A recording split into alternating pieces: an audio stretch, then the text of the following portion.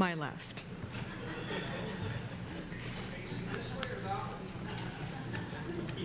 Okay, everyone, I'm Anita Huberman. I'm President and CEO of the Surrey Board of Trade. Thank you so much for coming to tonight's very exciting mayoral candidates debate for the Surrey civic election. Let's give a great round of applause for those that are on the stage.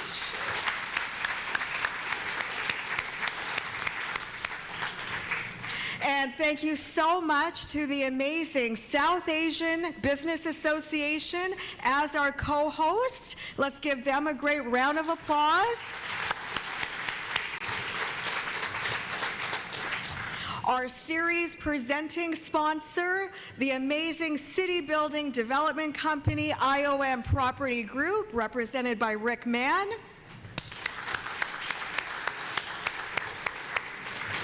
Our series supporting sponsor is the Fraser Valley Real Estate Board. And our supporting sponsor, Cargill. Thank you so much for your support. Our sign language interpreters tonight, they are sponsored by Surrey Hearing Care. Please give them a great round of applause.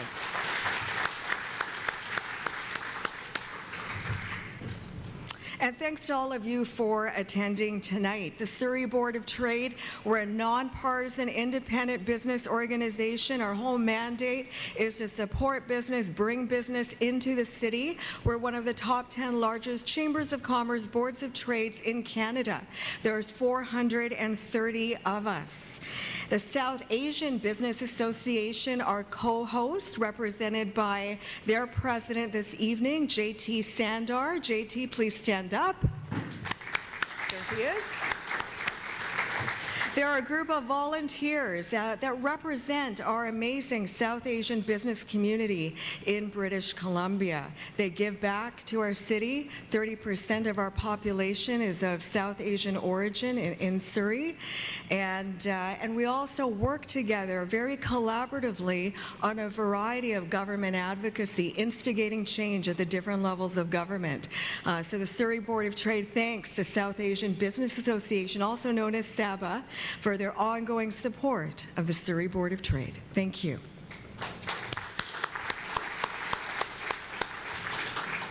One of the values that we both believe in, the Surrey Board of Trade and the South Asian Business Association, is that voting is a privilege. It's a democratic responsibility that connects citizens.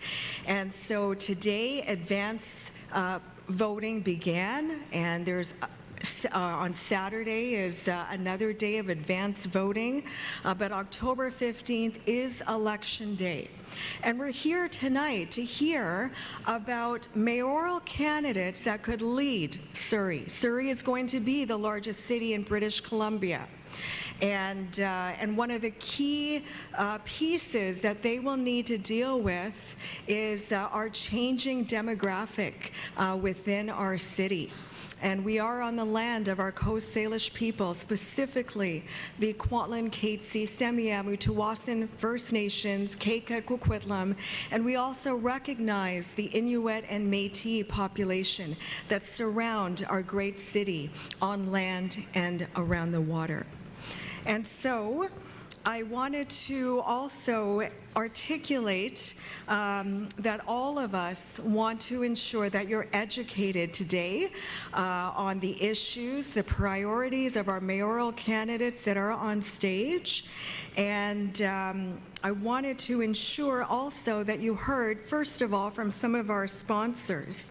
And first, before we get right into the nitty-gritty heart of why you're here, I wanted to recognize, first of all, Cal Albright from the Fraser Region Aboriginal Friendship Center Association to speak about his association and, of course, the land on which we are, which are on Indigenous land. So Cal, please come forward. Over to you.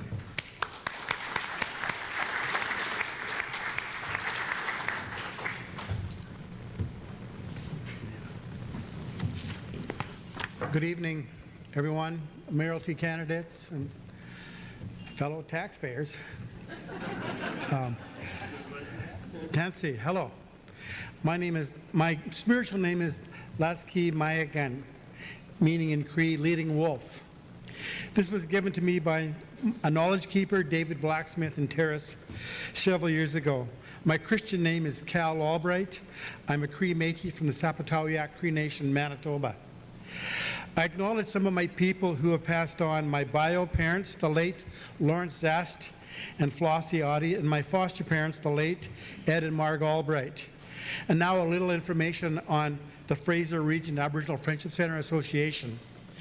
FRAFCA, that's what we call it, is pleased to live and work on the unceded territory of the treaty rights and holders, Semiahnu, Katsi, Kwantlen, Keiki, and Tsawwassen First Nations. FRAFCA is a full-service urban Indigenous organization providing services to the Indigenous population in Surrey. We opened our doors in 1996 and have continued to grow to meet the expanding needs. Our governance structure consists of a volunteer board. We are a charitable nonprofit, and we have an AGM report to members every year. We manage over 40 funding agreements with funders such as the Ministry of Child and Family Development, the Aboriginal Association of Friendship Centres, Van City, Aboriginal Head Start Association of BC, and Luma Native Housing. Like many friendship centres, FRAFCA is often the first point of contact to obtain support when First Nations come from their communities to the city.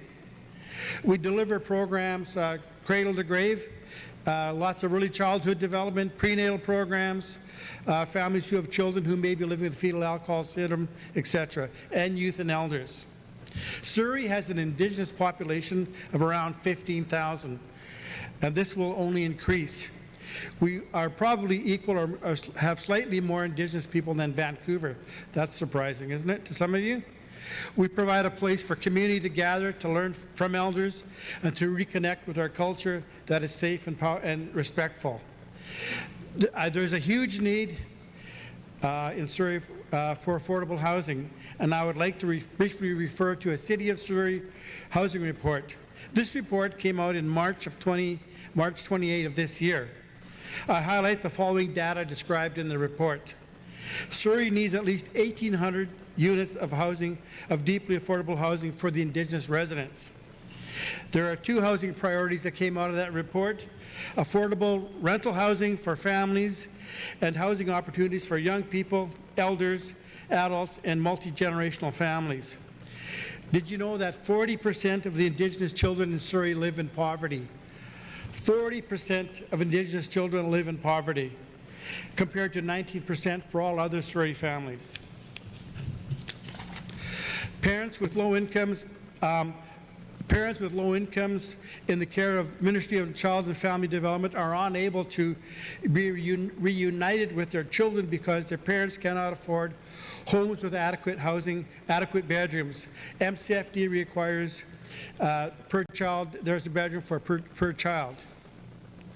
In closing, the City of Surrey needs to commit to meeting the housing needs of the Indigenous property taxpayers who are in need of affordable houses.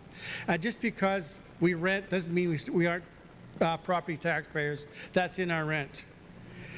We would like all large-scale housing developments to set aside a certain number of units for Indigenous community and work with FRAFCA to help fulfill our vision of an affordable housing strategy.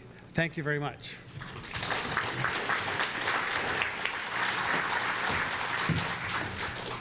Thank you so much, Cal, for being here with us tonight. And now please help me welcome Herman Sandhu from the Fraser Valley Real Estate Board.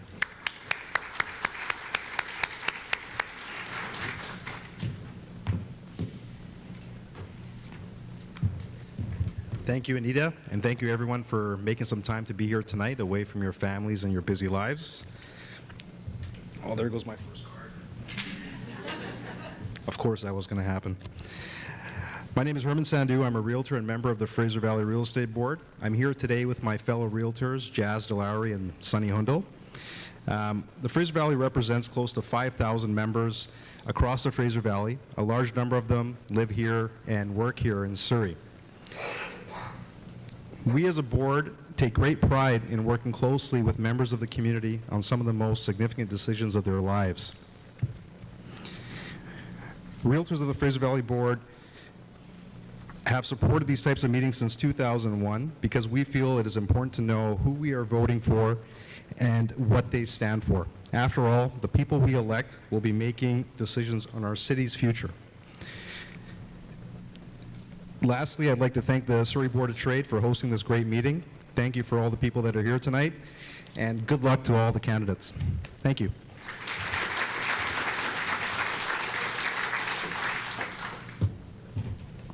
Thank you so much. So everyone, let's begin. I want to make sure that you also know that you're here in person, but we also have many that are watching us through our Facebook live stream on the Surrey Board of Trade's Facebook page. So welcome to all of you that are joining us digitally. For tonight's mayoral candidate dialogue, we have 7 candidates out of the 8 that are running for this year's Surrey local election campaign. They are going to be responding to questions that we've gathered in advance from the Board of Trade, the community, the South Asian Business Association, and of course from our advocacy teams at the Board of Trade. Given the tight time frame, we've coalesced all of the questions into different issue topic areas that capture the questions that we received. Each candidate on stage will have 1 minute to respond to the questions. Our timekeeper this evening is Jasroop Gosal, our policy and research manager, who also organized all of these debates that we're having for the civic election. So a round of applause for Jasroop.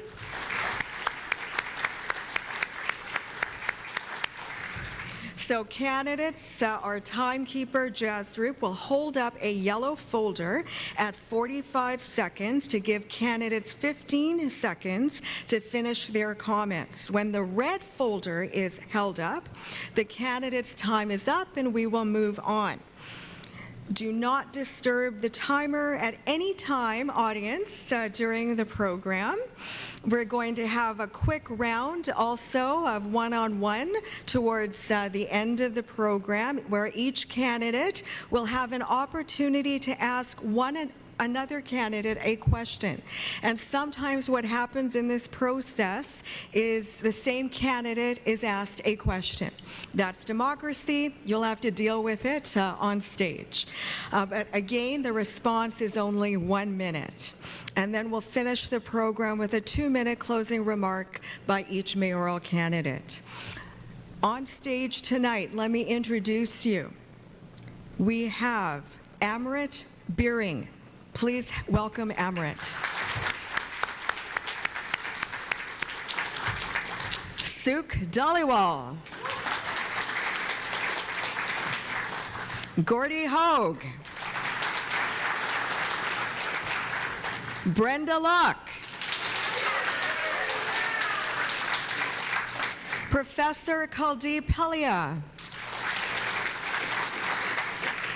Ginny Sims. And John Wolanski. And unfortunately, the mayoral candidate, Doug McCallum, chose not to attend to give his perspectives to us, so he is not able to be with us this evening.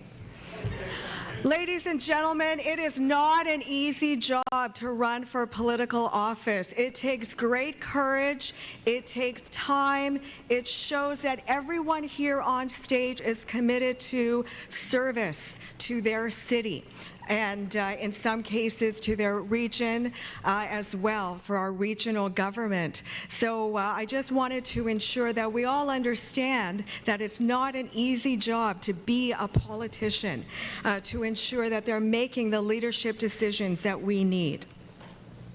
So let me begin with the first question, and Amrit, you're going to be first to respond, and then we'll go down the line.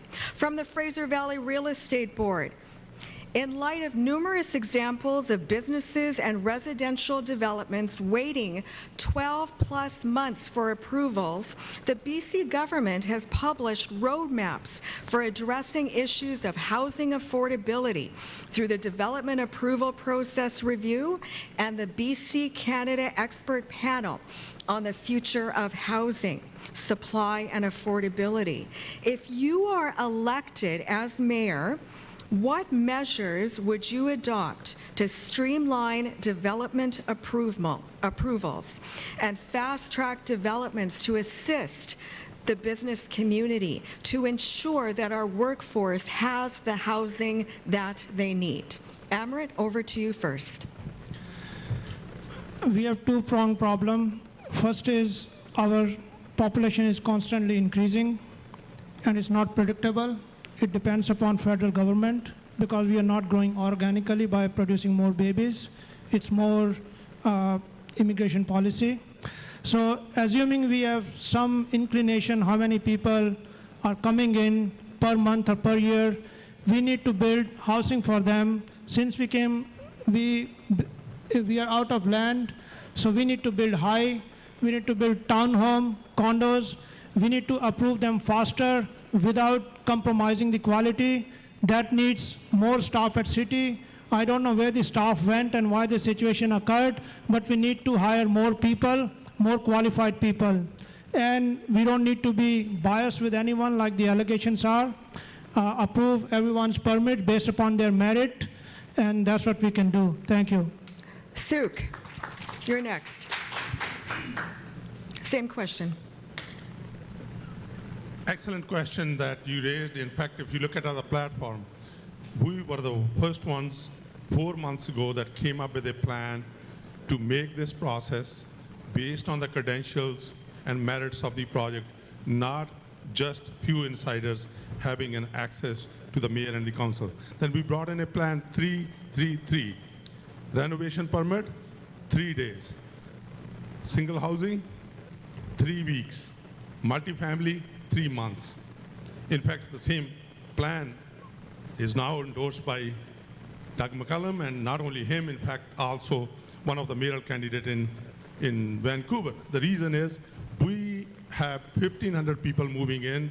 We need more housing. The only way we can do is making this process the fastest in the lower mainland, and Surrey being the leader, and our plan is the one that will deliver that housing. Gordon. Well, first of all, I think we need to have transparency, and the current council or the current mayor has not allowed transparency, nor has he allowed there to be information as he shut down most of the advisory groups. People elected to office have to remember who they report to. They report to the people of Surrey. So there are a number of steps that I think should be taken. One of the things that I proposed is that we look at having a public inquiry in terms of the whole process and be reviewing. I continually hear people say that I've applied and it's taken forever. I finish with engineering and then I send something off to planning and it doesn't get answered. We propose having a concierge, somebody who's identified to lead you through, a staff member that takes you through that process. We also want to be transparent. If you apply for something, it goes up on the website that they know when you've applied and when you expect to be able to complete that, so that it's transparent and it moves through and accountability is had throughout. There are 8 other things we have, but apparently colorblind, I can still go on for a little while longer then. Thank you. Brenda. Thank you. The very first thing we have to do is elect honest people to City Hall to make sure there is only one door to Surrey City Hall. No side doors, no back doors, no friends and family entrance. But absolutely, we need to use technology and we need to hire back a lot of employees. We actually did have a hiring freeze in Surrey, which is absolutely absurd at the beginning of COVID. We need to stop that. We need more employees. There's no question about that. The other thing that we have to also do is make sure that we are not just looking at building houses. We have to build communities, and that means we need schools. So it's easy to say build houses and houses, but we need to make sure we're working bilaterally with the provincial government to make sure we have the amenities and the facilities that we need, which number one is schools. We need more schools. So it's not just a housing issue, it's an entire community issue. Thank you. Thank you. Kuldeep. See, in the last 2-3 months, I received so many letters from so many people. They say housing is number one, and then I got this delay of issuing of permits. One person told me that he took about 11 months and still pending. So we have to just streamline this process of issuing permits and licenses and train the staff very well, motivate the staff, and hire the necessary staff. Very simple at that.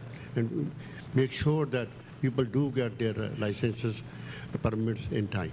Thank you. Ginny. Thank you very much. Number one, we know there is a housing shortage, and that's why the costs are so high. Number two, City Hall is broken, and there isn't a clear system for permitting. My commitment is that within the first 2 years, we will double the number of permits being given, and out of those, up to 25% will be for social housing, will be for low and middle income housing, and will include rentals as well. But most importantly, I will say, we will bring in experts to help us to streamline the system. I know some people will say 3 days, but let me tell you, it's hard even to get a FedEx parcel in 3 days, never mind get approval on a building permit. So for me, no grandiose promises, but within the first 2 years, double our supply, and then make sure that up to 25% is affordable. Thank you low very and middle much. income. John. Okay, this is going to take some time, but we have a backlog because of COVID.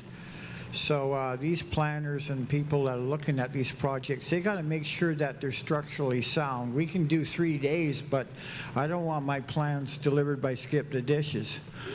So if you're building something that's $1 million, $2 million, and it falls apart like in 3 months, well, then there's all these lawsuits going back and forth, and of course the city's involved, and all we're doing is repatching and repair, you know. So let's just try to do this right, but we're going to have probably have a few more people looking at that and staffing to go out and look at these projects, sign them off, because that's what has to happen. You can't just give someone a permit at 7-Eleven. Okay, thank you. Thank you very much. The next question, the same question for all of you, we're going to begin with Suk this time, is as you know, as you heard, Surrey has the largest urban Indigenous population within British Columbia. How are you going to work with our Indigenous communities from an economic development perspective? And how are you going to ensure that they have the housing developments that they need? Suk, please respond. Thank you. And part of the reconciliation process is to make sure that we are able to acknowledge our ancestors, the First Nations, and also build housing. The way she said, I still remember the Kakno housing project in my own constituency, which was built with the help of federal government and the provincial government at that time. And that is exactly what we got to do. We cannot say that it is my way or the highway. Mayor and council has to work together with the federal government and provincial government to take advantage of all the programs that they have to help our Indigenous communities, whether it's housing, whether it's the employment development, or the skills development, and also the education. And that is where I'm committed, as I belong to the party. Thank you very much. Gordon. Thank you. I believe what Suk's saying is right. We have to have 3 levels of government working with respect to this. I've been very close to the Semiahmoo First Nation. One of our foster children is Indigenous. And the work that Semiahmoo First Nation just got water supply about 2 years ago, and that was part of the work that we did to get that. That is in my opinion, deplorable. And that we should be able to make coordinated, integrated approaches to dealing with that. And we should be talking with and working with the Indigenous community in a much more active fashion than we currently are. We know that people who have lived experience, who are living those experiences, are the ones who should be advising us. It's not the people who are getting reports sent to them. It's the people who are going to be implicated and the recipient of whatever that policy or practice might be. So we've got to meet with the Indigenous people and put that together in a way that fits and works for them, not for other people. Thank you very much. Brenda. Well, first of all, we have to do a land acknowledgement when we're doing any public business, and I don't know why we rejected that. That was odd. Can you hear me now? Okay, sorry. First of all, we have to do Indigenous land acknowledgements at every single meeting. That's the very, very beginning and the very least we could do. But we do need to work a lot closer with our Indigenous friends and with FRAFCA, with the people that are the land on which we are settled on right now. We just recently did an approval, actually, on Monday for a large housing development that FRAFCA's, and I'm very, very happy about that. That went through quickly. I think we need to keep on trying our best to make sure that every time we're doing land use issues, we consult at the front end, not at the back end, which is exactly what has been happening in the last 4 years.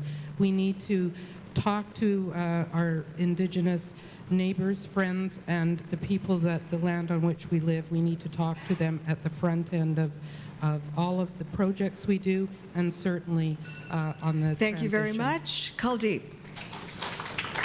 Okay, and housing is important, and not only Indigenous, but everybody is looking for housing these days. It has become so terrible condition. Okay, so we have to talk to them, listen to them, what their exact requirements are, and then work with the provincial and federal government to get for funding and find the suitable partners to develop housing for them. Thank you. Thank you. Jenny. Thank you very much. I feel really proud to be part of a provincial government that enacted the first legislation across the country enshrining truth and reconciliation and moving forward. For me, I live and breathe this. It does not stop with land acknowledgements.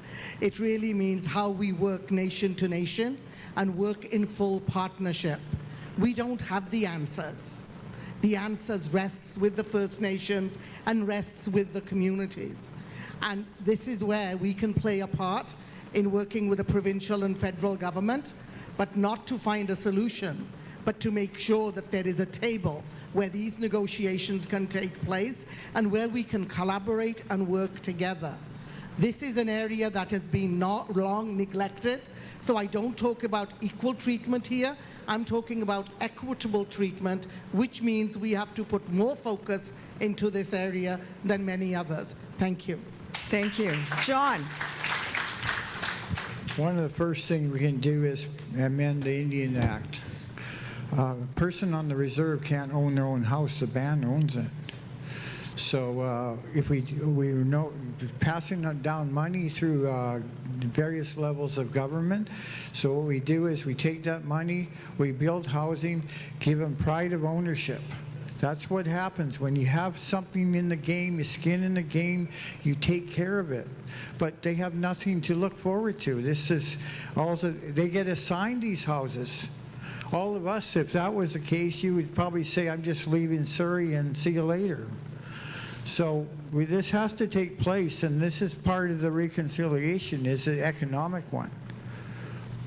Thank you. Amrit. I have been brainstorming a lot to understand what reconciliation means. I have heard government after government saying, we will do reconciliation, but I have no idea why they don't do it. And what does it mean? Since Europeans invaded Canada, does that mean we all go back? Or does that mean we need to pay money? So I'm trying to understand that. I can't. Regarding housing, everyone is in same boat. So I believe Indigenous people have a lot of land, so I don't understand why the housing is not built. As John alluded that people don't own houses there. So I don't know who will build the housing. Someone has to. So I really need to understand problem to propose the solution. Same thing goes for jobs. We all have equal opportunity. Thank you very Thank you. much. And we will begin with Gordy Hogue, for the next question round. So if you're elected as mayor, what will your economic and jobs plan be for Surrey? Gordon. Thank you. Firstly, of all the people who live in Surrey and work, 30% of them work outside of Surrey because we don't have enough jobs in Surrey. And that's an important statement in terms of where we are. In fact, I've got some other statistics, like you set me up for this one. Vancouver has 50,000 business licenses. In Surrey, we have 19,000 business licenses. We have, in Vancouver, they have 2.4 million square feet of office space. In Surrey, we have 200,000. So we need to be able to create places where we live, work, play together, and be able to have that in our community. So we've got to start looking at rezoning and making sure that we rezone things to create the jobs. We've done a great job at the town center, but most of it is residential. We need to have more jobs that are close to where the residents are, so we don't have people moving outside of the city, and we know how crowded our roads are now. Thank you. Brenda. Thank you. First of all, I would re-engage the relationship between the City of Surrey and Metro Vancouver. They have got an economic development program that the City of Surrey decided not to participate in, even though we pay for it. The second thing I would do is hire people that are good at economic development. We haven't done a very good job. In fact, we've done a pretty crummy job, to be honest with you, in the last 4 years on economic development, and I think that needs to change. And the third thing I would do is build a really good relationship with the Surrey Board of Trade and the City of Surrey. There is a very poor relationship, and that is not okay. That is not serving business development in our city, not even a little bit. But Gordy is right. We do want to aspire for a job for every resident, and that is something that is achievable for us in Surrey. We have the capacity to do that. Thank you. Thank you. Kuldeep. To bring jobs in the city, we have to do the lot like other cities do. We have to develop this city as a real city, bring more businesses here, office towers, colleges, universities, they have to open here, or start to give special incentive to those businesses to bring their business here in Surrey. So that's the only way. We have to bring more business, or start some special industry, like export-oriented industry. They build here, manufacture here, and they export all over the world. They will bring revenue to the city. Thank you. Thank you. Ginny. Thank you very much. It starts off with having a good relationship with the Surrey Board of Trade, which has been the economic engine for Surrey for as long as I have been here. And also, we have announced the creation of 4 additional BIAs in order to make those links in the community. But one of the key movers and shakers is we are a huge city. We have the capacity. We have industrial land. We need to bring in manufacturing and other industries. We've got our university district, but we've got the potential to be the Silicon Valley. We don't have to be happy just with having warehousing jobs. They're good too, but we need to attract high-level, highly qualified people. Our people are our strength.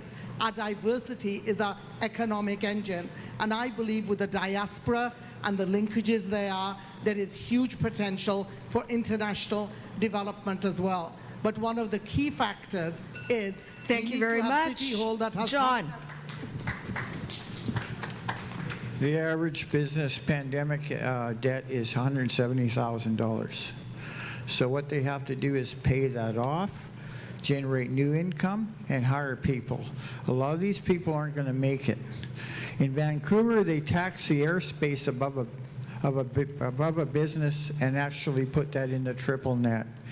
Maybe our solution is to share the triple net, split it between the property owner and the tenant, and then this way we can all stick and share in the equity that the business owner is actually collecting the equity and the other person has nothing to show for it. So that airspace is, I hate to use the term this, but it's like taxing flatulence, right? It has a really bad idea.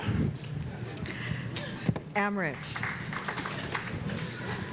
What's economics? Economics is people who specialize in manufacturing something, they manufacture and sell to others. Like Apple sells iPhone to us, we sell agricultural products to someone. So one way and the only way to spur economic activity is develop some industrial areas where you offer subsidized land to the new companies. Either they relocate from somewhere or they have incentive to open new industries. Come up with lower taxes. You can't higher taxes kill industries. You need to have lower taxes. You have to have ready, trained labor available. If you do that, it will spur the private entrepreneurship. It will take care of itself. In addition, I want to say a massive university complex in Fraser Valley, along with industrial park, high-tech park, and it will spur massive growth. Thank you. Suk. I would like to echo the comments made earlier. Anita, the work that you do and the Surrey Board of Trade does, and thank you for doing that great work. You know, when we see a candidate, and in fact a sitting mayor does not show up here today, this is saddening. We need to use the resources that we have, like Surrey Board of Trade and other BIAs. But we also can take advantage now. As British Columbian, we are very fortunate that it used to be a Western economic diversification. Now we have Pacific Economic Agency, whose head office is right here in Surrey, set up by the federal government recently. We can go from research to commercialization. That department is there to help the kids that are coming out of the university, to give them to the businesses that are starting, to give them the opportunity to progress and create jobs here locally. Thank you very much. So Brenda, we'll start with you for the next question cycle. It's businesses that bear the burden of taxation, and businesses have faced significant tax increases these past 4 years. If you're elected mayor, how are you going to support our business community in the face of rising costs and increasing taxation? Do you support a corporate vote? Brenda. Well, thank you. I think there's kind of two parts to that. I have met with a lot of people in the business community, and I have to tell you, I've been shocked to hear how their taxes have gone up over the last 4 years. One business in particular went up 200%. That's just not, that's insufferable. That can't happen. There does need to be an absolute review of how we are taxing businesses. You're right. We do get the lion's share of the taxation from business, but we have to be very cognizant of how we're doing that. The other challenge that I think we all are facing with corporate taxation is the coming 2 years are going to be tough for everybody. We are heading to a recession. We need to be well aware of that, and we need to make sure that we are encouraging jobs, because that, at the end of the day, is our goal, and we need to make sure that we have equity. In terms of the vote... Thank you very much. Kuldeep. First of all, we have to compare the taxation here with other Canadian cities, and we'll adjust the taxes paid by our businesses accordingly. And then the companies who are starting out, especially special businesses, we can give them concession in taxation so that they grow up, and we can even give them some further subsidies or grants to develop. Thank you. Thank you. Ginny. We're going to hold the line on taxes, and today going through the legislature was a very important piece of legislation, and it was receiving support from all sides of the House, and that is that legislation that will give protection to nonprofits and to small-sized businesses from their rents increasing when property values go up. I think those are the kind of creative solutions, and I know, Anita, you have been advocating for that for a long time, but that legislation is going through today, and that is one way. The other thing we've got to do is, when you asked about the corporate vote, right now I'm ambivalent, and I need more information, but certainly willing to sit down and explore it. Thank you very much. John? Let's get back to the shared expense ratio on property taxes. That should be a win-win to draw people and businesses to the area. On the corporate vote, I think that when you look at the corporations pay way above the residential. So if they're putting money in our pockets to build schools, infrastructure, and stuff like that, I 100% support a vote for the corporate sector. Thank you. Emmerich? There are two approaches to taxing businesses. First is when some businesses are doing well, the governments get greedy and increase their tax. That's a dumb approach. Second is you lower the taxes. Businesses do better, more businesses move in. So your per business tax lowers, but your tax base increases. That's the wise approach, and that's a standard worldwide approach. There's nothing new discovery there. Apparently, in 1980s, we had a big silicon manufacturing in BC. NDP government came, and they specialized in taxing the people hell out of them. That's what they did, and that moved to California, which we know as Silicon Valley. So please learn from this. Lower taxes, increase tax base, more companies move in, everyone wins. Thank you. Sue? When we announced the United Surrey team to run, we brought in the 4-point plan. The first one was to freeze the property taxes for the first year and roll back. This mayor and council brought in a hidden tax from $100 to $300. We said we will bring it back to $100. And also, we said in 100 days of in the office, every business should get a temporary business license in 3 days. And that is very, very important. I know some of the people might not know the City Hall process. Being a professional engineer and a land surveyor, in 2004, the permit was submitted in half hour. We did not need a federal courier. We could do that right away, and we should be able to do right away if we are given a chance to form the government. And certainly, when it comes to the vote, we will support that. Thank you very much. Gordy? Well, the taxation rates now, at one point, they were much higher on industrial and lower on residential. Now it's getting very close to the same levels, and I think that's something that needs to be explored and looked at in terms of how that should be, the breakout should be with respect to that. Clearly, we've discussed, but we need more jobs in here. We need more places where people can work, and we've got to create communities where that can happen. With respect to the vote and whether or not that should be given, I can remember back when I was in high school, a friend of mine's father owned, I think, 8 businesses, and he told me he had 9 votes. So if we're going to look at that, we'd better explore that, because I don't want to see people getting 9 votes because they own 8 different businesses and are able to do that. So there are a number of conditions and values that would have to be placed on that to ensure that if somebody lived outside of the community but had a business in it, then I could see them having 1 vote. But I'm not going to see what happened before. That would be anti-democratic, in my opinion. Thank you very much.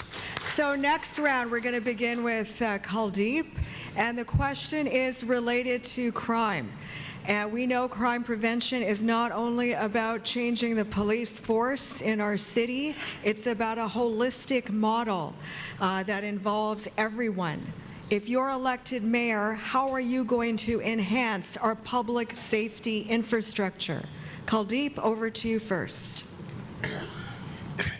See, we have to talk with various communities We have to talk with the parents.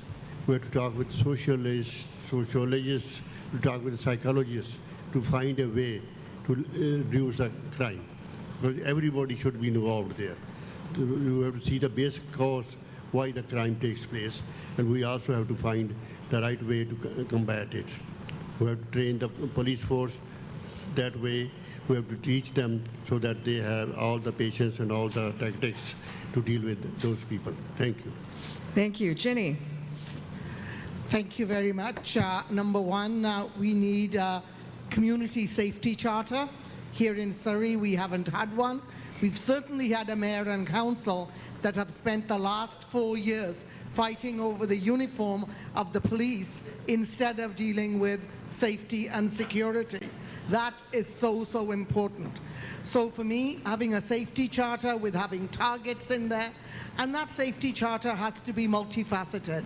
So when we're talking to our police and we're asking them to make improvements in the amount of crime, both on domestic and I would say against houses and businesses, they are targets and following that. The same way, looking at the gang activity and the shootings we've had recently, coming up with plans for that. There is no sweet pill, but without a plan, there is no way forward either. So for me, have a concrete plan, have it staged, have it targets, and then hold Thank you very much. John? accountable. Well, we can start at the root level. We can get kids more involved in sports at a level that they, young soccer players, stuff like that. That's a great crime deterrent.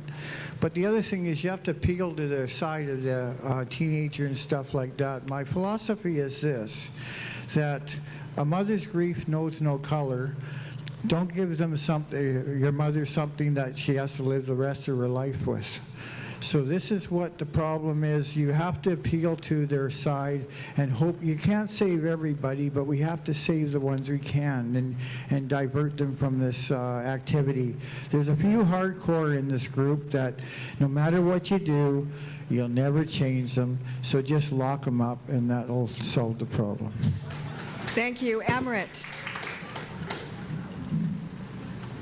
The level of crime in a society is the reflection of the society. When there's a more crime, it means something is not right. Most of the times, either there's a high level of unemployment or there's a high level of stress, like locking people down in the COVID. They stress a lot of people. They have different mechanisms. Some go into drugs, fentanyl. I believe there's a lot of suicides and drug overdose deaths are happening. Probably 10 to 20 times more than gang shootings. A lot of people eat unhealthy because of stress, cancer, heart attacks, you name it. There are a lot of deaths happening. Simple car accidents every day. So we need to look at entirety. I think we are, just because crime makes it sensational news, we are focusing too much on it. We need to make society overall healthy, give youth employment and motivation. Thank you. Thank you. Suk? United Surrey has laid out a detailed plan on public safety. We'll have a 4-tier system.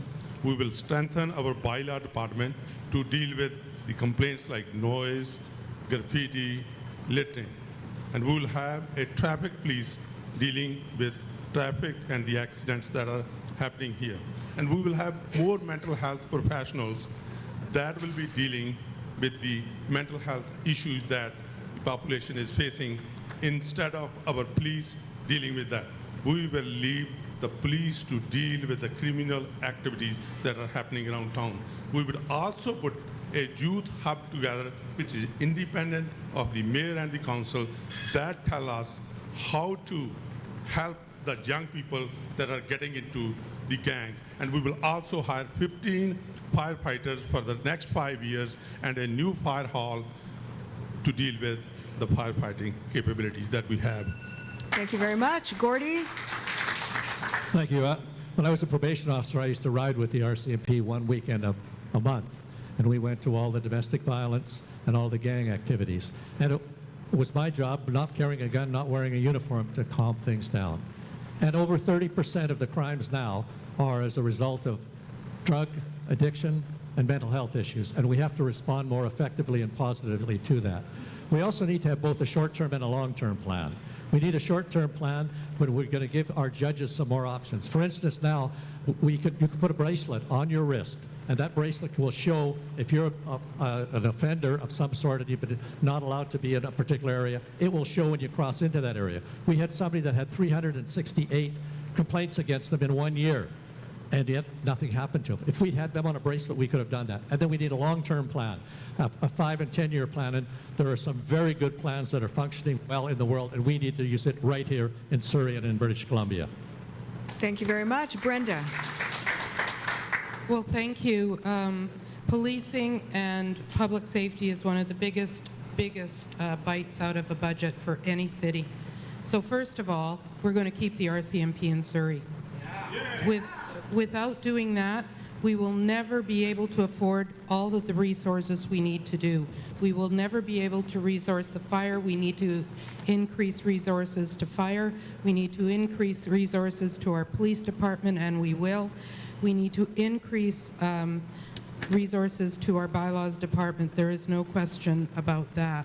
But we also need to increase resources that will help on the preventative side, and that is with children and youth, and that means we have to build more amenities and facilities for young people, because we won't see that in the immediate, but we will see that downstream, and it's important that we give our children and our youth an opportunity to use their time wisely and not in a destructive way.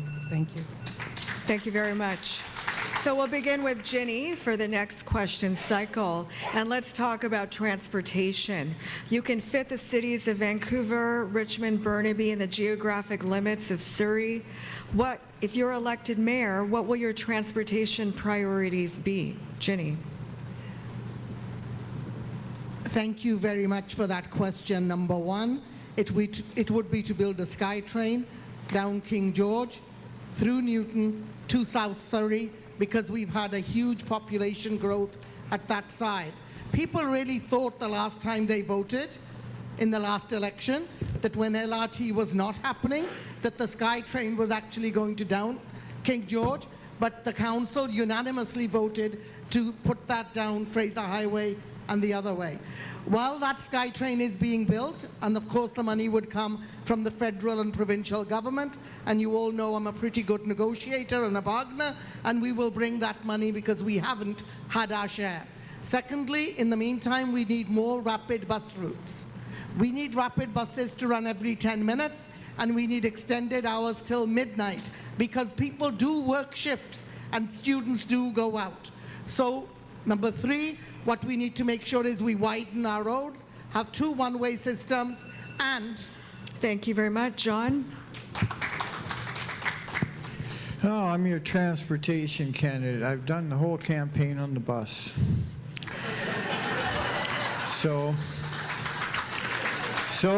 This is a shout out to all the transit drivers. They actually got me around, and I know there's glitches in the system, but I had one last night that actually was not in service, and he ripped me all the way to Cloverdale, so thank you for that.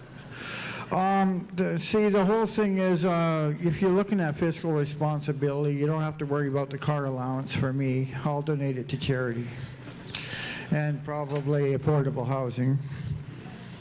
So we all win that way, you know. I mean, I just work what I have to do, but the thing is, that was what I looked at. I went through Campbell Heights and all this stuff, and we have to have this for the jobs.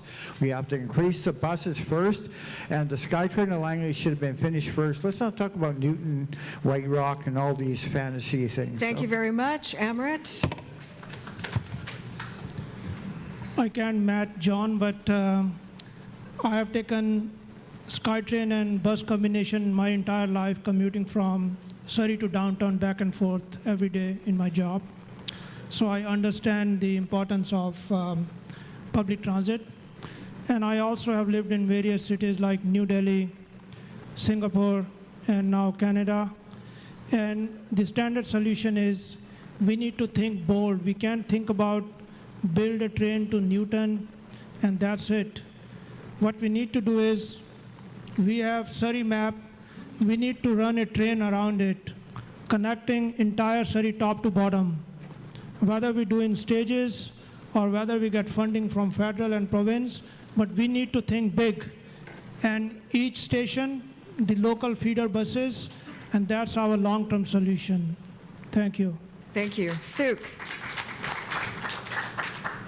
Prior to this mayor and council taking the seat, the money for the transit system was in place with the help of course, Gordy and myself were there when we fought for that. From the federal government, 40% money that came in, and from the provincial, 40% came from there as well.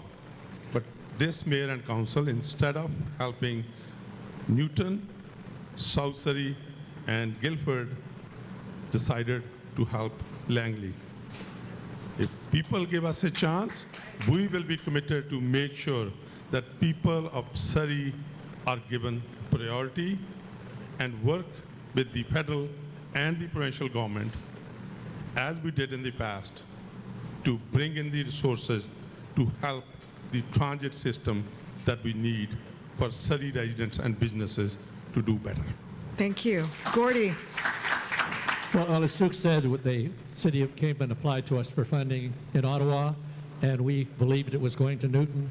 They changed their mind, and we believe that the decision should remain in Surrey rather than in Ottawa. That's why we agreed with that. We also, I used to be on the Transit Commission for 4 years representing the City of Surrey and looked at a number of different options. One of the things that we could do now, and I just met recently with a member of the board, and he said that they actually have something that looks exactly like SkyTrain, but it's on wheels. And you could, like we have bus lanes, it could run down the side of King George Boulevard, and it could be coordinated, computerized with the light, so it would go right through and be able to do that. And it would cost between 1/9 and 1/10 the cost of building it as a SkyTrain. We could get it much more quickly, it would be equally as effective, and we would have a chance to be able to build spikes off that with the funding that was there for it. I think that's something we should do and do quickly. Thank you. Brenda. Well, thank you. And I still do support the SkyTrain that goes right through to not only Langley, with all due respect, it also hits a number of communities like Fleetwood and Clayton and Cloverdale, and we need to service those people too. But I will tell you that Surrey is in dire need of transportation networks and public transit, and we need it today. So absolutely, that means the bus system. That is the fastest and most efficient way we can get additional public transit happening right now and today. And I think the other thing I wanted to talk to was what Gordy's talking about, and it's called BRT, Bus Rapid Transit. They're using it all over the world. It's absolutely efficient. It does run on the side rails, just like we have all the way down King George, and it can go all the way down to South Surrey. South Fraser needs in, and South Fraser has never got its fair share. Surrey is the pivot of that, and we need to fight for our region. Thank you very much. Kuldeep. I've been writing to TransLink about this for years to improve bus service in Surrey. We need a frequency of bus services increased because the buses are too overcrowded. Then I need direct bus service to UBC, to SFU, to airport, and to Abbotsford, and to Maple Ridge. Then I also need this SkyTrain. I'm telling them that they should start planning now from Scott Road to Newton and from King George to White Rock. And also they should improve they should bring in night service on certain routes, because this is very important. Because lots of students, they study in different parts of Vancouver, but they live in Surrey. So we need night service as well, plus better frequency and direct bus service to UBC and SFU. Okay, thank you very much. Thank you. John, over to you. How are you, if you're elected mayor, going to make arts and culture a real part of Surrey's economic development strategy? Well, Abbotsford has a nice little 7,000-seater. There's a guy called John Fogarty that used to be in Creighton's Clearwater. He's actually been there probably about 15 times. It's 7,000 seats, so basically it's not oversized, but it would be sort of like an arts center, and we would bring in medium-level bands and festivals and stuff like that. On the fairgrounds, we have something like a Tradex building that's basically 2,800 people, but we could probably get something in the 7,000 range in that area. And then we could have all the stuff, instead of going to Abbotsford or down to Vancouver, we can have all this other stuff happening in Surrey. Thank you. Amarit. Arts and culture is very important for our artistic expression and for good of our soul. But now that people can't even pay rent, so probably they don't think that far. But assuming we sort out our basic problems, we should build some art centers, some concert halls, so that people have way to get together and mix with each other. And we should involve youth in the schools in arts and culture, express themselves more, and it's good for everyone. Thank you. Thank you. Suk. Arts and culture is part of the economic engine anyways. The way we look, Surrey is a very diverse community. And we can take the advantage of our Indigenous peoples, the new communities that has moved into Surrey to build state-of-the-art arts and cultural centers, which will create jobs in the hospitality industry and others as well. And personally, I support the local artists. If you come to my office, you will see we have probably one of the best artists, around the world, that we hang their, pictures and their art, and it's so beautiful that we can use this to attract more and more hospitality or people that are here on the tourism, not just into Vancouver, but also into Surrey. Thank you very much. Gordy. I believe we need to have a performing arts center in the town center. We talk about live, work, and play in the same place. We need to have something there. And there has been some discussion. There are some developers who, given a little bit of more height, a little bit more space, are willing to fund part of that in that area. I think that would be a very important part of it. The Bell Center is just too far removed from that, having that connections together. So we need to have that so it will be able to encourage others, but it'll also be a place, instead of so many people getting on here and riding a SkyTrain to go into Vancouver to go to the performing arts centers there, we need them to be coming this way, because we're going to have a better place and more people involved and a more engaging and positive place right here in Surrey. Thank you. Brenda. Well, thank you. First of all, I will help fund the Surrey Orchestra. It is really an amazing orchestra. If you get a chance to ever hear from them, they are just absolutely fabulous, and they are way underfunded. We are too big a city not to have our own orchestra, and we need to do that. I will also look at starting the planning to do redevelopment at Cloverdale, so that there is a sports and entertainment district in Cloverdale. That needs to happen on the grounds there. Those grounds are way underutilized for our city. And I think the third thing I want to talk about is in Fleetwood. Fleetwood, some time ago, was promised to have a cultural center right where the old 2Es, for those of you who know the area, was. That would be a great place to start, and start with that cultural center right there in the center and on the SkyTrain. Thank you. Thank you. Kuldeep. I think we should have a real good performing arts center like a Queen Elizabeth in Vancouver. And we should also encourage, because we have different types of cultures here, we should encourage ethnic music and their folk songs, and giving them special grants, so that becomes city very more interesting and more people involved in culture. Thank you. Thank you. Jenny. For a city to be a vibrant city, we need arts, we need culture, we need recreation, we need sports. And I'm proud to say that yesterday we did announce a stadium for soccer, seating up to 10,000 people.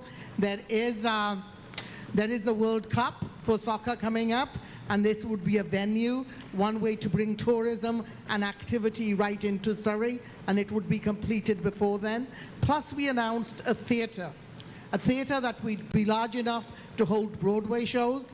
It would have other entertainment districts, but also a smaller theatre of about 200 to 400 people in order to nurture and grow the local talent, which is very, very important as well.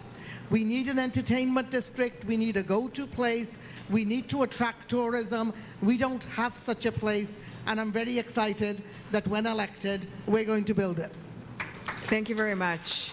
So everyone on stage, we're going to now go into the one-on-one debate. So Amrit, we're going to begin with you. You're going to choose a person on stage, ask them a question, and then candidates, you have 1 minute to respond. So Amrit, over to you to select. My question will be to my friend Sukh Dhaliwal. He belongs to Liberal Party. They are in the governing, and Justin Trudeau is Prime Minister. So in last 3 years, two years during COVID, which is questionable, it's a pandemic or not, why did his government, through Parliament, pass the laws, and why did he ratify them when they broke the basic medical principle, first do no harm, whereas the vaccine, a lot of people are suffering a lot of side effects. Why did they? Please Why state your did they say- question. Please Okay. state your question. Okay. Why did they violate the principle of informed consent, where when you give someone medicine, you tell them facts and it's their choice to take it or not? Why did they force on people? Sukh. I would love to have questions like this. Being a professional, I believe in professionals and their judgment and the advice that they give it to us. The scientists and the professionals gave Prime Minister and the caucus and the members of Parliament the advice that we followed to save lives. And if I look at the record in Canada, we are the leaders. We are the leaders when it comes to pandemic, not only making decisions about the vaccination, but also when it came to support the businesses and the Canadians.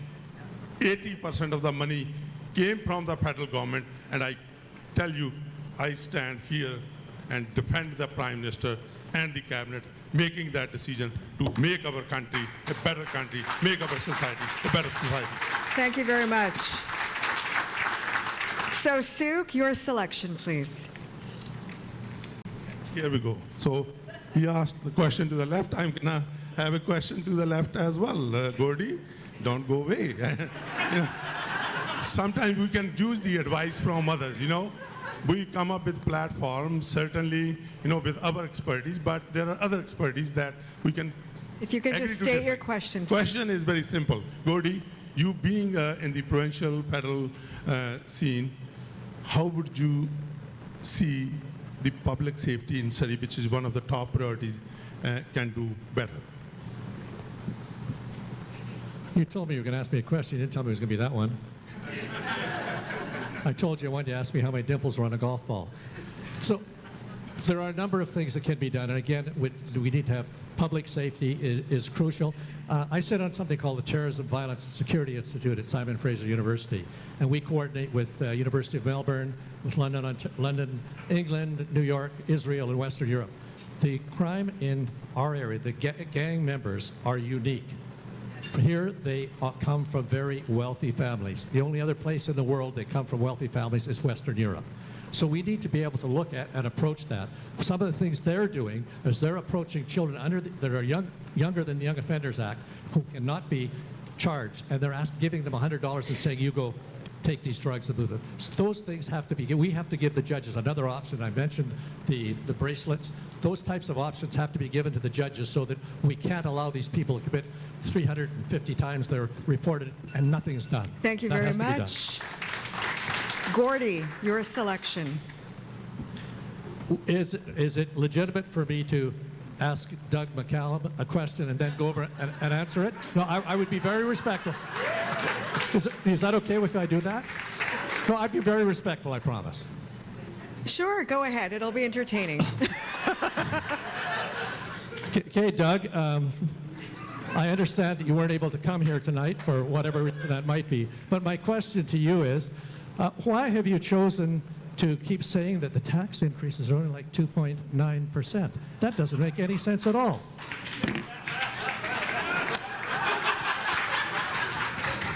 Wow, Gordy, you jerk. Why would you bring this up?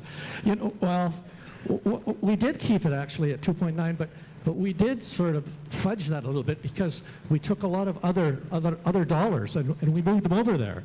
And so we could keep increasing the spending that we're having. We sold a lot of the property that should have been with the Surrey Development Corporation because we wanted to keep the prices down. So we don't have as much property as we used to have, unfortunately, but we kept the prices down. Not good for the city, but hopefully good for some of the people. Thank you for the question. Thank you very much. Brenda, your selection.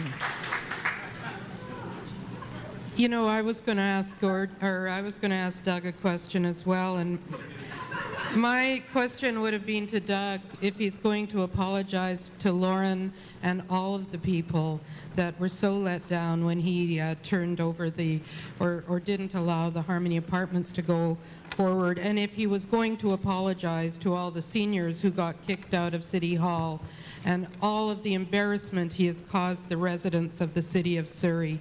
I would have asked him that, but I am pretty sure there's... Is that your selection then? No, I'll ask the question to Ginny.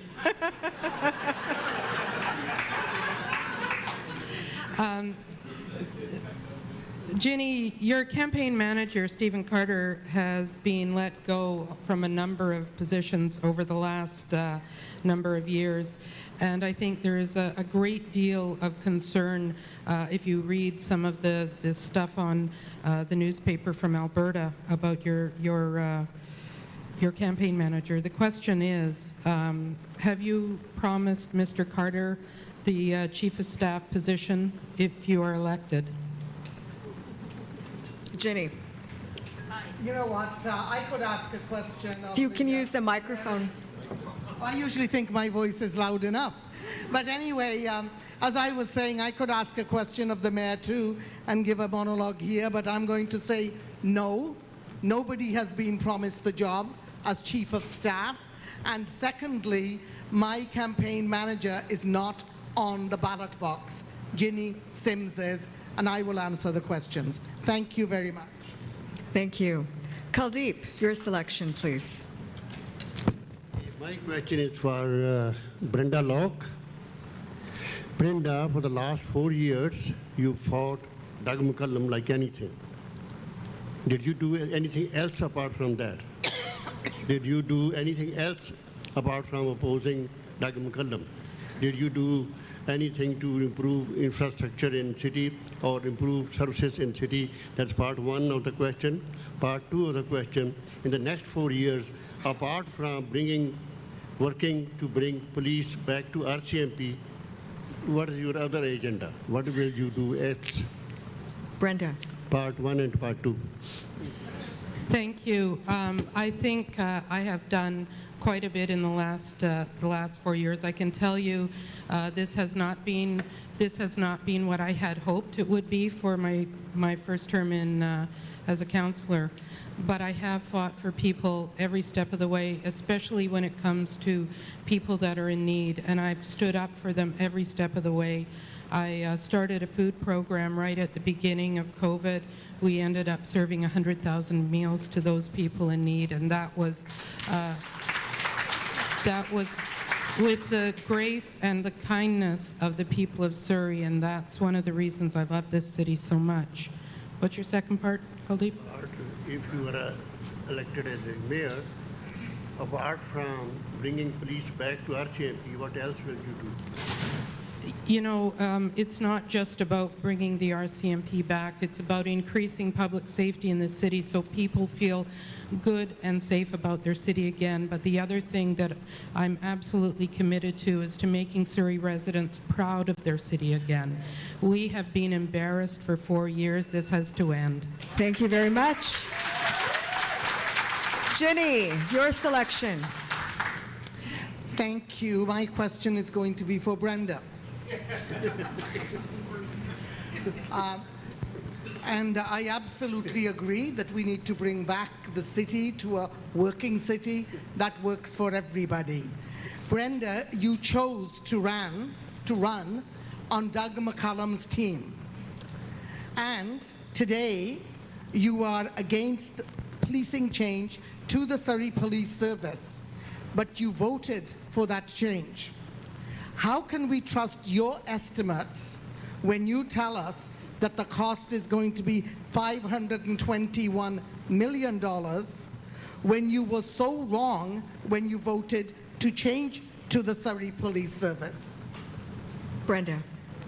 So, as anybody who would know provincial legislation, which includes the community charter, they would know that, in fact, local government is contiguous. So in 2018, July 23rd, the previous council was the one that actually established the go-forward for the police, for the review of the police transition. It was not Doug McCallum, even though he would love you to believe that. It's not true.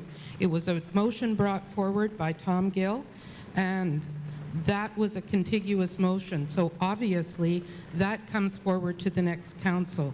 All of those processes were in place. Doug McCallum buried them all. We didn't have that information in front of me or in front of any of us on council. It was all hidden and in secret, and that's why I said no. Thank you. John, your selection. I'm a member of the Canadian Taxpayers Federation, and one of the things that I signed was a pledge. So to all you on a raise of hands, would you also sign a pledge to support recall legislation at the municipal level? Who is your question to? I want to raise of hands, a show of hands. Once again, please. Who? Okay, would you support recall legislation at the municipal level? Show of hands, please. Okay, so that's your question. That's Thank you my very question. much. Thank you. All right, so we have more questions, everyone. So we're going to begin with Amrit, and it's the same question for all of you. And you know, a third of Surrey's land base is agricultural lands. If you're elected mayor, how are you going to work with our agricultural industry and those that are affiliated with it? Amrit. I think in addition to selling the raw agricultural products, we need to build agri-based industries. We should have our own industry. We should not use to import chips and cookies and all this stuff. Building our own industry will generate a lot of jobs, and that's good for everyone. And product will be cheaper and better. It's locally sourced. We can go organic. So I will go for setting up agri-based industry. Thank you. Thank you. Suk. Recently, we have seen slogans, no farmers, no food.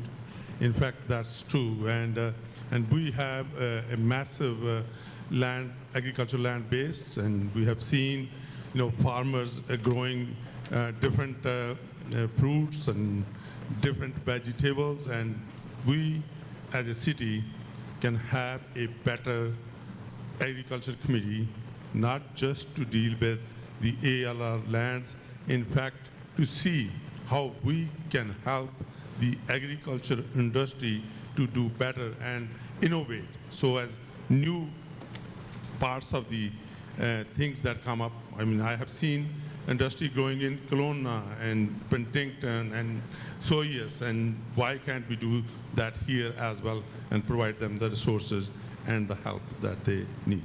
Thank you very much. Gordy. Well, some years ago, a fellow on our campaign, Mike Bose, who's here this evening, started the Agricultural Advisory Committee. It was the first one that happened in Surrey, and it went around the province. Surrey canceled it. The current mayor canceled it.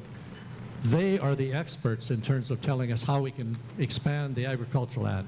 We need to make, again, making decisions with people who have lived experience with it. Mike and the people that he had on that committee have lived experience with respect to agriculture. They're out there working every day. Agriculture is the biggest employer in Surrey right now. And we have to be sure that we support that. We're very blessed to have the land that we have. As it's been said, we've got more land than Vancouver, Burnaby, and Richmond combined. And a lot of that's agricultural land, and we need to expand that, and we need to make sure that we have the advisory committee back in place to inform the elected people in terms of how they can effectively make that grow. Thank you. Brenda. Well, thank you. And before it was an agricultural land committee, it was a commission. It was a properly instilled commission in Surrey, and we do need to have that brought back. We need to have the people that actually farm the land working on the committee and delivering the kind of information. They did incredible work for us for about the first 8 months of this term of this office, and I can tell you it has been a slippery slope ever since this mayor had canceled it. So we need to bring the committee back and actually look at taking it one step further to be a commission. The other thing I would say to you is that food security in our city, in our region, is critical to all of us, and we need to be always respectful and always mindful that we need to make sure we are protecting our growing lands, and that's something that we are not doing right now. There is all kinds of interference in the ALR. Thank you very much. Kuldeep. Okay. By the way, I have a degree in agricultural engineering. I have lots of knowledge about agriculture, modern agriculture. So we have to set up a committee in the city to look after the farmers and how to see how they can modernize their farming and how to market their produce profitably and how to increase their production. Because we have lots of land and good land, we should be self-sufficient in our agricultural produce. We should not import everything from USA or from New Zealand or from Australia. So we have to work together, and we have to make farming very efficient and productive. Thank you. Thank you. Jenny. I think Mother Nature has sent us a huge signal over the last number of years with the heat dome and the floods and the climate change we are experiencing. We have an absolute responsibility to look after food security, not only for us, but those in our region as well. We are very blessed with some of the richest agricultural land. We need to start using innovation. Agri-tech is a growing industry, and we also need to learn from other jurisdictions. We don't have all the answers, but I can tell you buying local is good for our health, it's good for our pockets, and it's also good for Mother Earth. So for me, focusing in on protecting our agricultural land, using technology to get more growth done, but also growing our agriculture sector so that we do some more of the processing here. And the idea of a food hub is absolutely amazing. Thank you very much. John. Buy local is a great idea. Now we're talking about supporting farmers, business people. If we also trucking these things over big distances if we buy out of an area. So there's environmental impact we got to look at. But these people won't be in business unless we provide them with the way to sell their wares. So this is ideal. We all get out there. There's plenty of farms below number 10 highway. You can go drive down to this roadside stands on 64th. I seen over by Bo's farm there. The guy selling it. Go down there and give him a few dollars, and they, keep this thing going. And all that we can say is right now is Dave Barrett was the guy in 1979 that protected the ALR. Otherwise, we wouldn't be talking about this right now. Thank you very much. My final question before we go into closing remarks is the Surrey Board of Trade, we do believe that in this economy, every single person matters. If you're elected mayor, how are you going to ensure that our population, our young population, those that are hard of hearing, persons with disabilities, our seniors, are all part of Surrey's economic engine? Emrit. I believe every person has some capability. If you are impaired in one sense, you are overdrive in other senses, and we need to find appropriate professions and jobs based upon their abilities, and that's a win-win for all of us. Thank you. Thank you. Suk. Persons with disabilities need to be included. This society is an inclusive society that we should be able to pay attention to. And yesterday, Ginny and myself, we were sitting somewhere and we talked about this accessibility issue. You know, Stephanie Kudu been appointed a national director to help those that needs the help with the accessibility. And when it comes to young people, certainly, you know, we as a city can also play a role. And this is where, if you look at the last mayor and the council, they have never been to Ottawa once. I have seen other mayors, other councillors coming to, of course, I think you were there once, Brenda and Jack were there. Sorry, Brenda, I didn't mean you, but the other team. So they weren't there. So we have to form relationships with provincial government and federal. Thank you very and we'll do much. Gordy. Well, with respect to youth and again engaging, I was the Minister of Children and Families in this province for a number of years, and we created something called Community Living BC, and that had to have on that board people with intellectual disabilities, as well as all of the other people had to have relatives. And that was a very active and positive way of doing things. We received an award from an organization called Inclusion International, which I had never heard of. But they said the process that we used in terms of taking and using and involving people. So we would do that. We believe that we should have a youth advisory committee that would be reporting right to the mayor and through council to the mayor, so that that stays informed. Clearly, people with different types of challenges need to have full access to everything. And we've got to make sure that we're doing a far better job in terms of ensuring that our whole city is accessible and is available to all people with whatever their needs may be. Thank you very much. Brenda.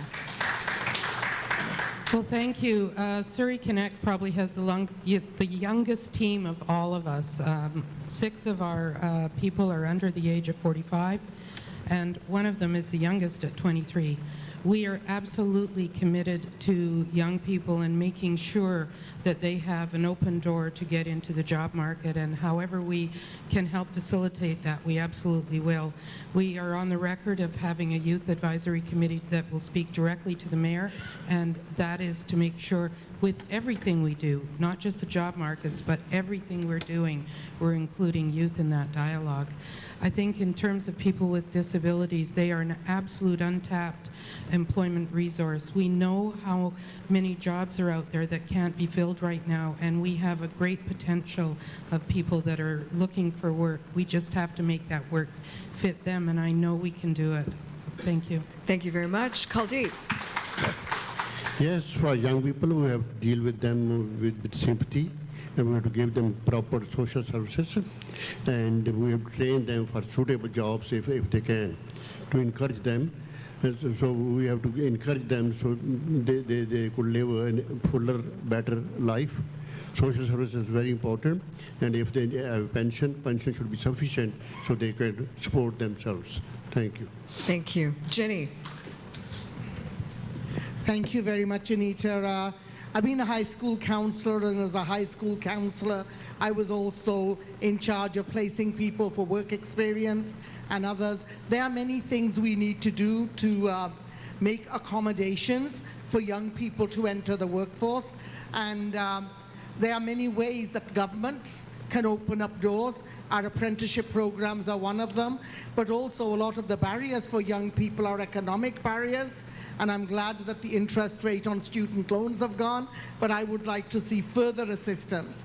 But when it comes to people with disabilities, I think this is concerted action that has to be taken by both the private and public sector.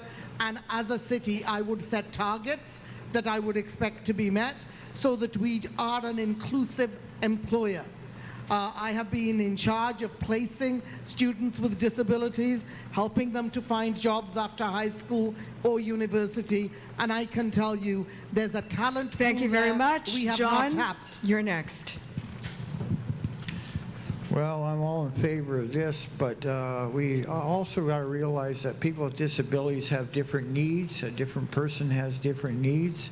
And we've got to be careful that we can only give them what they can handle, because otherwise you'll break them and then they'll just give up. So you've got to just take it on a case-by-case basis, and then we can maximize the return, because everybody has a contribution to make to society, but you can only expect so much from some of these people. So that's the route we have to take. We have to take it on a case-by-case basis. Thank you very much. So now let's move into closing remarks. Each of you has 2 minutes to provide your remarks. Please look into the camera for those that are joining us digitally. Amrit, over to you. We all live in Canada. Canada is blessed by God with land, fresh water, fresh air, fertilizer, metals and minerals, oil, uranium, agricultural land, ocean and mountains, everything that a country craves of. With similar resources, Russia put an unmanned spacecraft on moon in 1959. We, on the other hand, in the present day world, cannot even provide our own toilet paper. So what gives? We have gross incompetence at federal, provincial and municipal levels. All they give us is misery. For 2 years, they trampled on our Charter of Rights and Freedoms, corrupted judiciary, police and media, destroyed small businesses, injected fear in the mind of young and old alike with COVID and climate change hysteria. They keep creating division in society by constantly doing propaganda about racism and gender inequality, teach elementary school kids about sex and how to transition their sex, critical race theory, anything to divide us, keep us in fear and guilt. Instead of cherishing our natural resources, establishing industries to convert them into finished goods, providing world-class infrastructure, hospitals, schools, stadiums, culture centers, accessibility for everyone, all they give us is taxes, taxes, and more taxes. Even when you die, they slap estate tax on your hard-earned assets. This is definition of vulture, not government. But then they come back again with a poker face and making feel-good statements like a salesman trying to sell a crappy car. There is a quote, "Fool me once, shame on you. Fool me twice, shame on me." So joke is really on us. But if you want to change this, you want someone fresh who is not bought out by special interest groups, who is honest and transparent, uses taxpayers' money judiciously, looks into eyes of Justin Trudeau to talk about doubled housing, gas and food prices, lowers taxes to spur economic growth, to generate enough revenue to provide infrastructure, university and stadium, and a city hall that works for everyone. Thank you very much. Thank you. Suk, you're next. Thank you, Anita, again, and thank you for hosting this to the Surrey Board of Trade and your team, not only just today, but in fact, over the past many years, in fact, decades, you did an excellent work, and I'm looking forward to working with you beyond October 15, whatever position, because I have raised my family here in this city for the last 25 years. I have my own small business in this constituency. When I looked around, and most importantly, people have given me privilege to be their member of parliament for 5 times. And you see at the City Hall over the past 4 years, the most divisive mayor and the council that I have ever seen, even at the cost of public safety. We can do better on public safety. We can do better on affordability. And yes, we can open up the City Hall to each and everyone, irrespective of their financial status or where they live, instead of just couple of insiders of this mayor. To do that, we put a team together.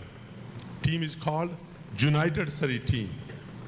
That is a very diverse and very talented team that is committed to make sure that we are able to help provide the best public safety that each and every citizen and business needs here in Surrey, and also make sure that we bring the City Hall back to the people of Surrey and restore the integrity and trust. And please vote United Surrey. Thank you very much. Gordy. Well, Surrey first created the City of Surrey Development Corporation a number of years ago, and the current mayor got rid of it. The corporation was a number of people who looked after the land owned by the City of Surrey. And they were a board that worked, and they earned a lot of money for the City of Surrey by developing that. Our town center was initiated by the work that they did. The Civic Hotel went in there. The City Hall was a part of that. That was motivated by a group of people that you elected who said we can do better and we can start setting some ground room for that to happen. We can also do that. Every time I drive by the fairgrounds in Cloverdale and see all the paved parking, I think, oh my gosh, imagine what we could do there. Imagine the things that we could do there. Imagine if we turned that over to the Surrey Development Corporation, the things that they could do consistent with the needs of our community. UBC land is done in this very same model, and they're earning over $100 million a year because they haven't sold any of their land. They've leased it, and they've allowed that to happen. And we need to use that impetus to be able to ensure that we're able to make that happen here as well. And it is such a simple process that engages the people in a meaningful way that allows the things to grow and have a good difference. As people have referenced, the reputation of Surrey has gone down a bit in the last 4 years. And a bit. Well, maybe more than a bit. Maybe I'll go over and ask Doug. So it is so important that we have a positive image, a positive vision. We speak over 100 languages here. We are the face of Canada. Surrey will be the most important city in Canada in the coming future because of that. I guess I can't go that far, but I was going to talk about, I was at Johnson Heights School about 2 weeks ago, and there was a young boy, there were all these flags coming down, and he Thank said, you very much. "You're welcome, Brenda. thank you."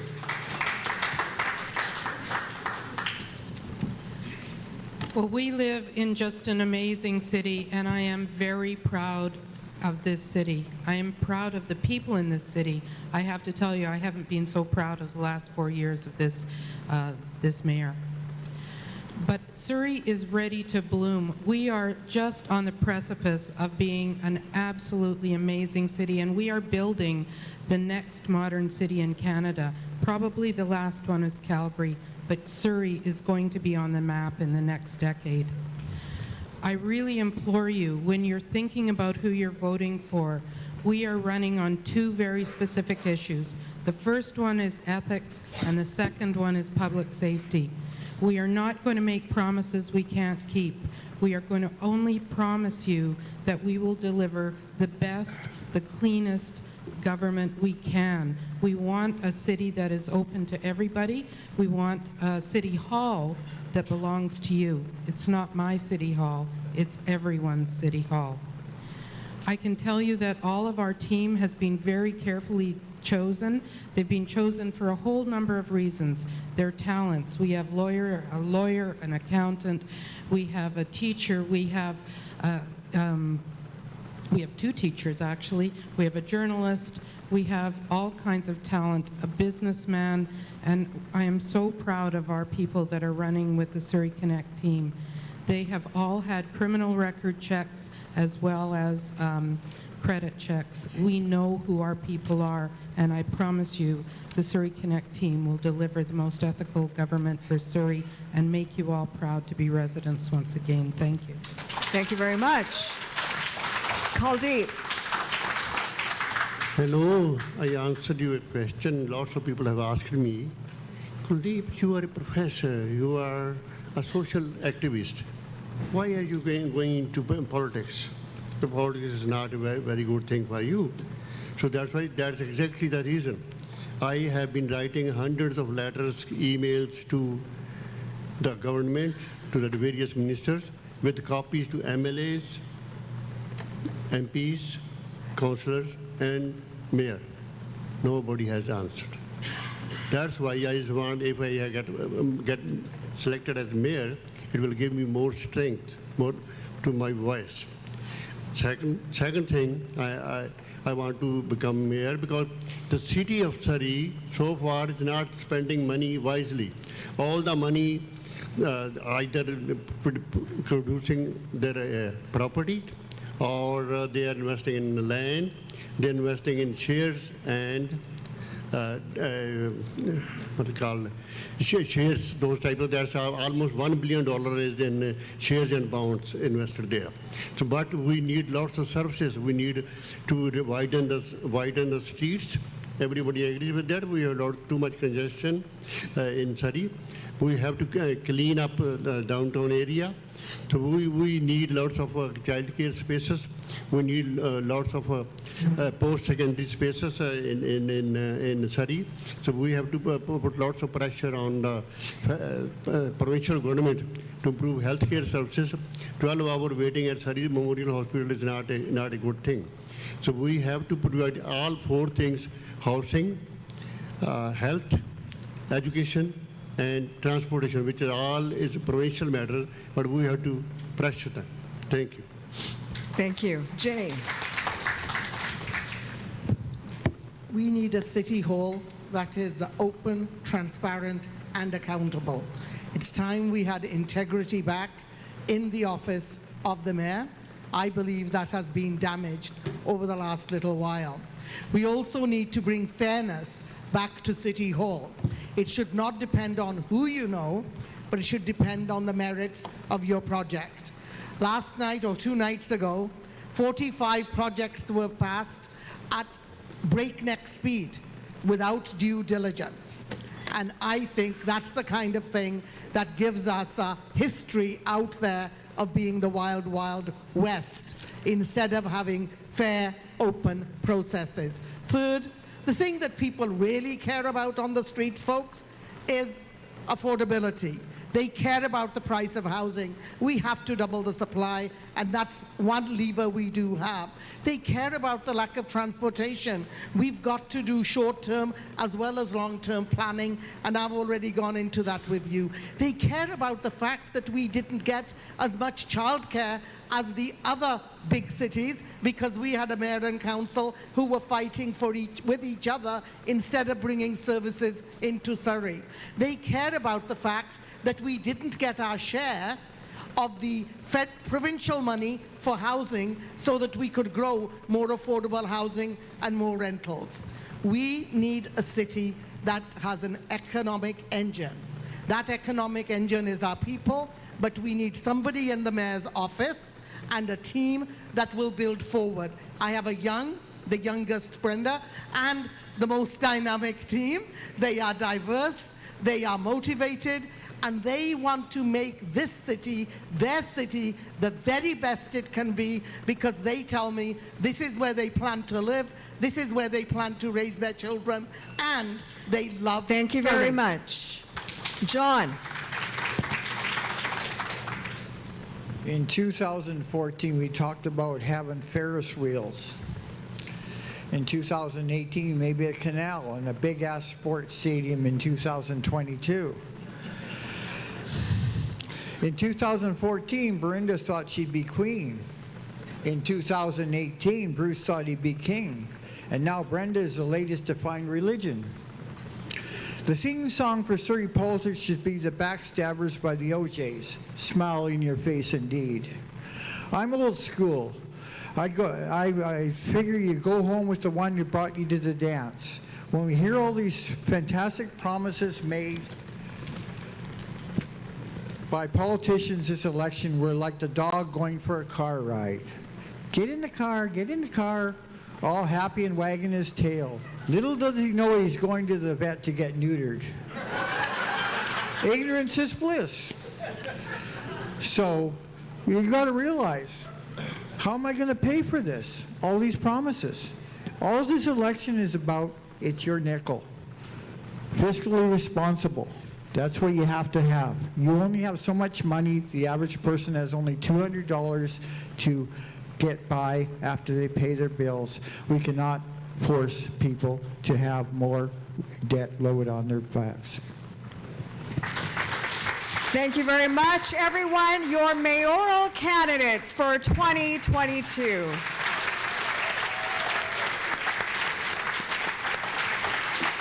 Our best wishes to you from the Surrey Board of Trade and the South Asian Business Association. Thank you so much to IOM Property Group, the Fraser Valley Real Estate Board, Cargill, Surrey Hearings Care for your support. And everyone, remember to vote on October 15th. Surrey matters in this election. Make it a great business week. Thank you.